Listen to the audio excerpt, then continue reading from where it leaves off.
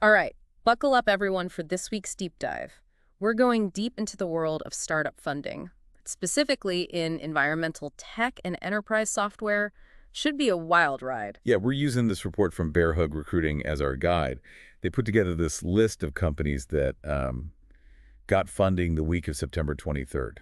Gives us a good idea of what's hot right now. It's like we get to be venture capitalists for a day, only without all the risk. So no million-dollar decisions here, just pure analysis and insights. Precisely. And while it doesn't cover every single deal out there, it definitely highlights some key trends. Like, one thing that's impossible to miss is the sheer amount of AI. Investors are practically throwing money at anything that mentions it. Right. It's like AI is the magic ingredient everyone's trying to sprinkle on, well, everything. Yeah, and it makes sense in a lot of ways. Yeah. AI has the potential to shake things up in, pretty much every industry you can think of. Even, get this, road construction. Road construction. You're kidding, right? Yeah. Nope, totally serious. Check this out. One of the companies on this list, Pinpoint Analytics, is using AI to help contractors make more accurate bids on road projects. Okay. I guess I never thought of AI being involved in paving roads, but now that you mention it, it kind of makes sense. I mean, more accurate bids, less wasted time and resources, and hopefully smoother roads for all of us, right? Road. And it speaks to how AI can bring efficiencies to even the most unexpected places. For sure. So besides, revolutionizing road work, what else is grabbing investor attention in the AI world? Well, remember all that buzz about AI coding assistants a while back? Turns out it wasn't just hype. One company, Supermaiden, just got funding for their AI copilot. It's all about making coding faster, more efficient, basically like having a super smart coding buddy by your side. Ah, so like a super-powered spell check, but for code? That's pretty neat, especially for someone like me who can barely code a simple HTML button. Huh? Exactly. But it goes beyond just helping individual developers. Imagine the impact this could have on the entire software development process. It could make it faster, more collaborative, maybe even more accessible to people who don't have that traditional coding background. That's awesome. Democratizing access to technology, always a good thing. But speaking of technology, what about those robots everyone's worried about? The ones coming to take our jobs. Ah, yes. The robots. Well, it's definitely a question a lot of people are asking, especially with companies like 11x developing these AI workers to automate all sorts of business tasks. So are we all doomed to be replaced by robots? Should I start learning a trade like, I don't know, blacksmithing? Hold your horses. Yeah. It's not necessarily a robot apocalypse just yet, at least not yet. It's more about AI taking over those tedious, repetitive jobs. Think data entry, scheduling, things like that. This could free up humans to focus on, more creative and strategic work. Okay, that makes me feel a tiny bit better. But still, it makes you wonder what those human jobs will look like in the future, right? For sure, it's a valid concern and a conversation we definitely need to be having. As AI gets more and more advanced, it's on us to think critically about the future of work. What skills are going to be in high demand? And are we doing enough to help people adapt and learn new things? Yeah, it's like we're standing on the edge of a massive societal shift, and we need to make sure we're ready for it. But hey, enough about the robots for now. Let's talk about something a bit less likely to stage a hostile takeover: sustainability. Seems like investors are really pouring money into this space, too. Absolutely. Climate change is a pressing issue, and investors are looking for solutions, for ways to build a greener future. And this week's funding announcements are a clear reflection of that. Okay, so what's catching your eye in the world of green tech? What are some of the companies making waves? One company that stands out is HageGen. They're working on some really cool technology for green hydrogen production. Green hydrogen. Isn't that like the holy grail of clean energy? I know it's been talked about a lot as a potential solution for those hard to decarbonize sectors, like heavy industry and transportation. Yeah, you got it. Unlike traditional hydrogen production, which often relies on fossil fuels, green hydrogen is made using renewable energy sources, things like solar and wind power. It's like truly clean energy. So hydrogen is trying to make green hydrogen more like scalable and affordable, which could be a game changer in the fight against climate change. That's really exciting to hear. So who else is out there tackling the sustainability challenge? Well, there's another one that I found really interesting, Tidal Metals.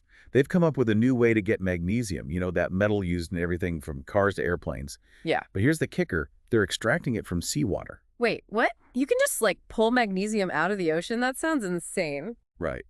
It's an incredible idea, and it could be a big deal for the mining industry, which, let's face it, has a pretty terrible environmental track record. Traditional magnesium production often involves open pit mining, deforestation, habitat loss, water pollution, all that nasty stuff.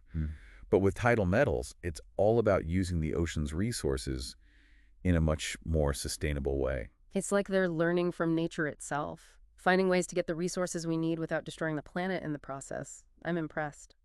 Any other sustainability all-stars we should know about? Definitely. We've got Greenlight. They're developing software to make buildings more energy efficient.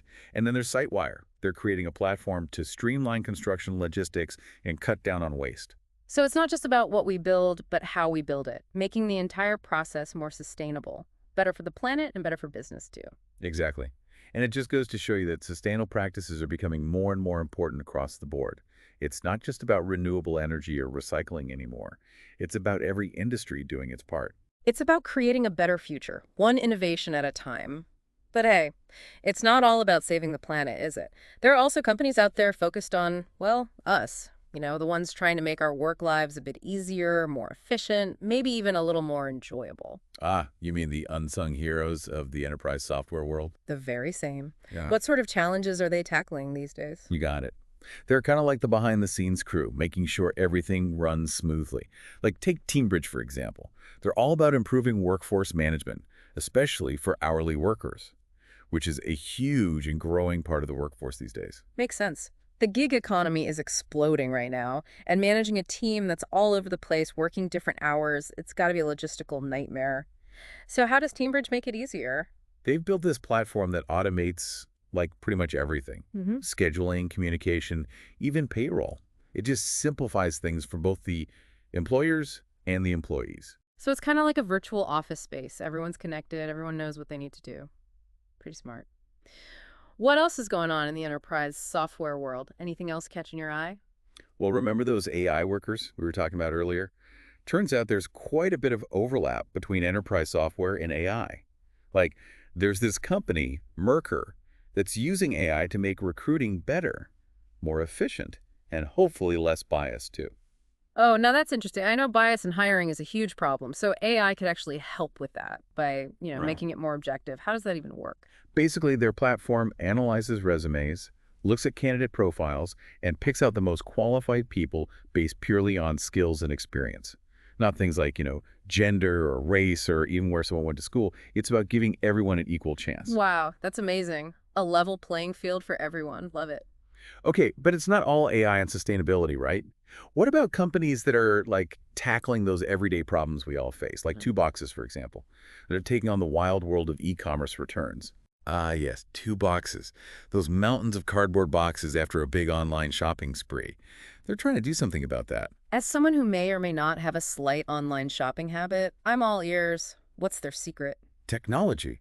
They're using it to make online returns smoother and less wasteful for both the shoppers and the retailers. Think smarter packaging, better logistics, maybe even using AI to help you find the right size or style in the first place, so you don't have to return anything at all. Right, because let's be real, returning stuff you buy online is a pain. And all that extra packaging, it just feels so wasteful. So Two Boxes is solving a real problem there for everyone involved. I'm impressed. Right.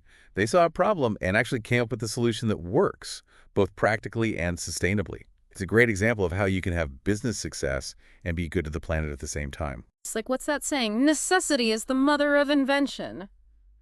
But it's not all about solving problems, is it? Some of these companies are just like pushing the boundaries of what's possible. Like Slingshot Aerospace, did you know their founder is a rocket scientist? Yeah, Tim Solms. And not just any rocket scientist either. He worked on SpaceX's Falcon 9 program. So, he knows a thing or two about high-tech stuff. That's incredible. So what are they building? Spaceships. Tell me they're building spaceships. Haha, not quite spaceships, but they are using space technology here on Earth. They're taking data from satellites, all that imagery and data, and using it for things like disaster response and supply chain management. It's pretty wild. It's like something straight out of Star Trek, using the final frontier to solve problems here at home. So cool. Okay, I need more. What other hidden gems are hiding in these funding announcements? Well, one company that's definitely turning heads and attracting some serious investors is Mercer.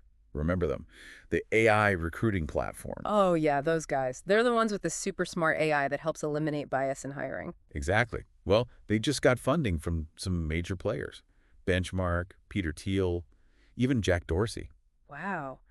When those guys open their wallets, you know it's got to be something special. Like they must see some serious potential there. Definitely. And it's not just about the money either. Mm. Having those kinds of investors on board, people with that kind of experience, it's invaluable. They can provide guidance, mentorship, really help a company like Mercer succeed. It's like having a team of all-star coaches in your corner. Now that's a recipe for success. So, any other patterns you're noticing? Any other big investors making moves? You know, it's interesting. There are a few names that keep popping up. Mayfield, Revolution, Benchmark again. They seem to be all in on AI, sustainability, all these future-forward technologies. So it's like they're placing their bets on what they think the future is going to look like, giving us a sneak peek into what's coming next. Exactly. They're looking ahead, trying to spot the next big thing. The Hmm. companies that are going to disrupt industries and change the game. And we get a front row seat to watch it all happen. But we got to remember, this is just a snapshot, right? A glimpse into 1 week in the startup world. And things change so fast. Oh, yeah, for sure. What's hot today could be old news tomorrow. That's just how it goes in the startup world. Unpredictable, risky, full of surprises. Which is what makes it so exciting. But with all this information flying around, how do we even make sense of it all? I mean, it's like trying to drink from a fire hose sometimes. How do we figure out what really matters? It's overwhelming, right? How do we even keep up? Like, is there a secret decoder ring for all this startup jargon? Uh-huh, I wish. No, but seriously, a little critical thinking goes a long way. Don't just blindly trust every headline or funding announcement. So be skeptical. Got it. Exactly. Dig a little deeper. Ask yourself, what problem are they actually trying to solve? Is it a real problem people have? Or are they just, trying to create a need that doesn't exist? Like, just because it sounds cool and futuristic doesn't mean it's actually useful.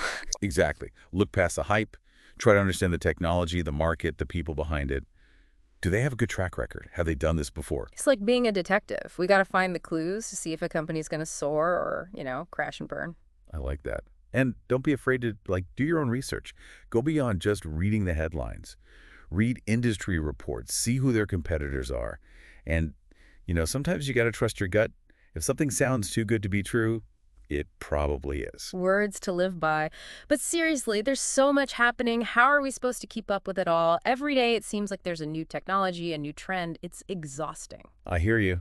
It can definitely feel overwhelming. But honestly, that's also what makes it so exciting. Okay, so how do we stay ahead of the curve without losing our minds? Be curious.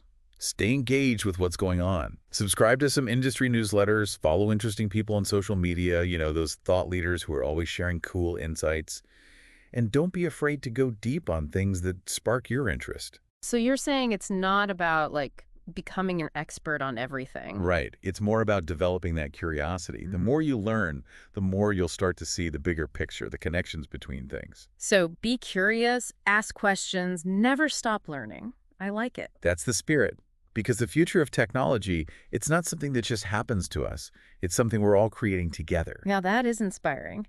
And on that note, I think it's time to wrap up this deep dive. But hey, this isn't the end of the conversation. This is just the beginning. We've given you a taste of what's happening in the world of startups, but now it's your turn to explore, keep asking those questions, and who knows, maybe even build the next big thing. Right. Maybe we'll be talking about your company on a future deep dive. Until then, stay curious, everyone.